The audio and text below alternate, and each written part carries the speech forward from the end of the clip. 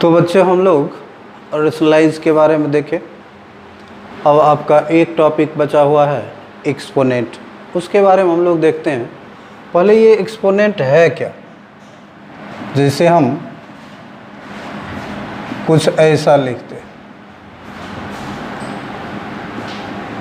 कोई number A है और ये मल्टीप्लाइड है n टाइम्स, तो इसको हम लोग a का पावर n लिखेंगे, इसको हम लोग a का पावर n लिखेंगे। ये n हमारा पावर कहलाता है या इसी को हम एक्सपोनेंट बोलते हैं। और जिस पर हमारा पावर होता है, जैसे a पर पावर है, तो ये a हमारा बेस कहलाएगा। तो हम देखें कि कोई भी नंबर कितना बार मल्टीप्लाइड है वो उसका पावर हो जाता है। एज फॉर एग्जांपल अगर हम देखें, जैसे 2 इंटू 2 इंटू 2 इंटू 2 इंटू 2, इसको हम लोग 2 का पावर 5 लिखेंगे।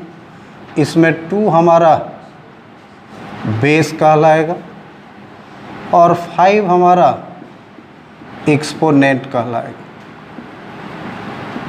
यानी कि अगर हम एक्सपोनेंट को हम डिफाइन करें, एक्सपोनेंट को अगर हम डिफाइन करें तो बोलते हैं A number is in the form of a to the power n, then n is called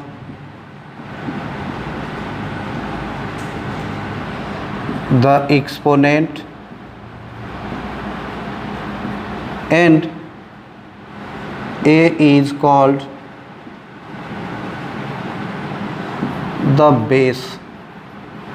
ये हम एक्सपोनेंट को डिफाइन किए कि a number is in the form of a to the power n, then n is called the exponent and a is called the base. अब इसका कुछ law है जिससे हम सवाल बनाएंगे। तो ये टॉपिक है हमारा laws of exponent. Laws of exponent, इसका सबसे पहला लॉ है x का पावर m इंटू एक्स का पावर n बराबर x का पावर m प्लस n। कहने का मतलब कि दो बेस सेम में हो और प्रोडक्ट के फॉर्म में हो तो हम एक्सपोनेंट को जोड़ देते हैं, या यही जब in the form of p by q हो जाए, जैसे a बाई बी का power m into a by b का पावर n, तब भी दोनों हमारा बेस सेम है, a बाई बी रह जाएगा और एक्सपोनेंट को हम ऐड कर देंगे यानी कि m प्लस n।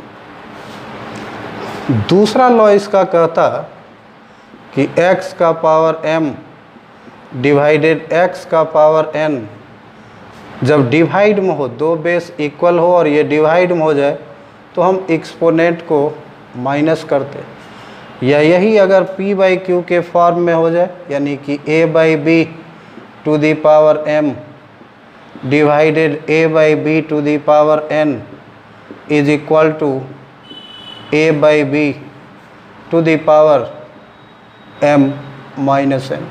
ये हमारा दूसरा लॉ था। एक ही बेस पर अगर हमारा दो पावर्स हो जाए, जैसे यहाँ पर एक बेस x है, इस पर एक पावर m है और दूसरा पावर n है, तो ये दोनों पावर को हम मल्टीप्लाई करते, या अगर यही p बाई क्यू के फॉर्म में हो और a बाई बी का power m to the a by b का पावर n। अब एक ही बेस a बाई बी है, इस पर दो पावर्स है, तो जब हम सॉल्व करेंगे तो लॉज ऑफ एक्सपोनेंट लगाएंगे तो ये हमारा मल्टीप्लाई हो जाएगा। फिर नेक्स्ट x का power -n is equal to 1/x का पावर n। कोई चीज़ पर निगेटिव पावर, जैसे एज फॉर एग्जांपल 5 का पावर -2, इसको हम सॉल्व नहीं कर सकते, लॉ ऑफ एक्सपोनेंट का यूज़ करेंगे तो 1/5 का पावर 2 होगा, और अब इसको हम सॉल्व करेंगे तो ये हो जाएगा। या इसी में हम a/b to the power -n है, तो पावर निगेटिव हो जाए तो सॉल्व नहीं होगा, तो लॉ ऑफ एक्सपोनेंट निकालेंगे तो b/a to the power n, जैसे 5/7 टू द पावर -2 है। अब इस पावर को प्लस करने के लिए इसको हम उल्टा कर देंगे तो ये 7/5 टू द पावर हमारा +2 हो जाएगा। तो ये अगला है हमारा। फिर पांचवा हम देखते, any number to the power 0 is equal to 1, चाहे वो a/b के भी फॉर्म में हो, इस पर पावर अगर 0 हो तो वैल्यू हमारा ऑलवेज 1 होगा। कहने का मतलब अगर हम 5 का पावर 0 दें तब भी वैल्यू 1, 5/9 का पावर अगर 0 दें तब भी हमारा वैल्यू 1, यानी कि any number to the power 0 जब कभी भी होगा तो हमेशा ही हमारा वैल्यू 1 के बराबर होगा। ये हमारा लॉज ऑफ एक्सपोनेंट था। इसमें अब हम कुछ बातें देखते हैं, जैसे 5/7 टू दी पावर -3 सॉल्व करना हो तो इसको उलट देंगे और ये पावर प्लस में हो जाएगा। फिर देखते हैं अगर हमारा a/b to the power n है, इसका मतलब ये a का भी पावर n और b का भी पावर हमारा n।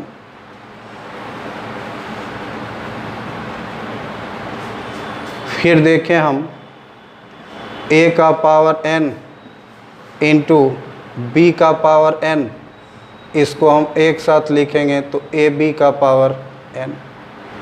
इसको हम उल्टा भी यूज कर सकते।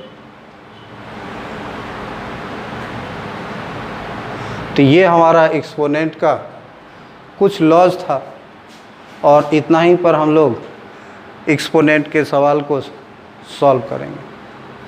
ये हमारा लॉज ऑफ एक्सपोनेंट था, आप पढ़ोगे। अगले दिन हम इस पर कुछ क्वेश्चंस को सॉल्व करेंगे, टफ क्वेश्चंस। एनसीईआरटी का क्वेश्चन बहुत आसान है, आप लोग इजी गोइंग कर सकते हो।